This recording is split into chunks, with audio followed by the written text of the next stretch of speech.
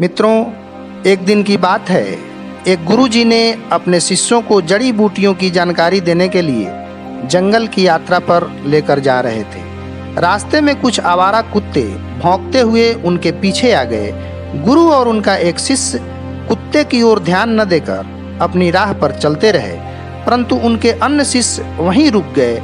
वे पत्थर मारकर उन आवारा कुत्तों को भगाने लगे। कुत्ते को भगाकर जैसे ही वे आगे बढ़े, तभी एक बंदर उनके रास्ते में आ गया। वे उसे भी पत्थर मारने लगे। बंदर उन शिष्यों से चिढ़ गया। काफी देर तक वे बंदर में ही उलझे रहे। इनसे निपटकर जब वे जंगल में पहुंचे, तब तक काफी देर हो चुकी थी। वे गुरुजी के निकट आए, परंतु गुरुजी ने उनके ओर ध्यान नहीं दिया।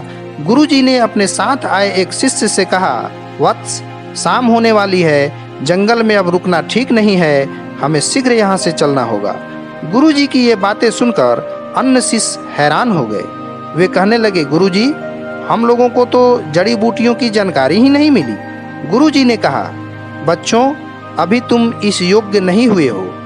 बच्चों ने कहा, पर हमारी गलती क्या है? गुरुजी ने समझाते हुए कहा, बच्चों, अगर तुम लोग समय पर जंगल में आ जाते तो मैं तुम लोगों को जड़ी बूटियों की जानकारी अवश्य देता, परंतु तुम लोगों ने समय का महत्व नहीं समझा और आवारा कुत्तों और बंदरों को भगाने में ही अपना बहुमूल्य समय गंवा दिया।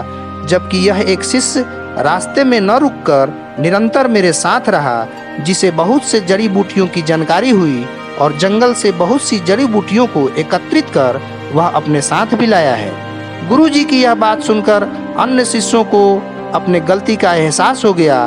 वे खाली हाथ मुंह लटकाकर कुटिया में वापस आकर पश्चाताप करने लगे।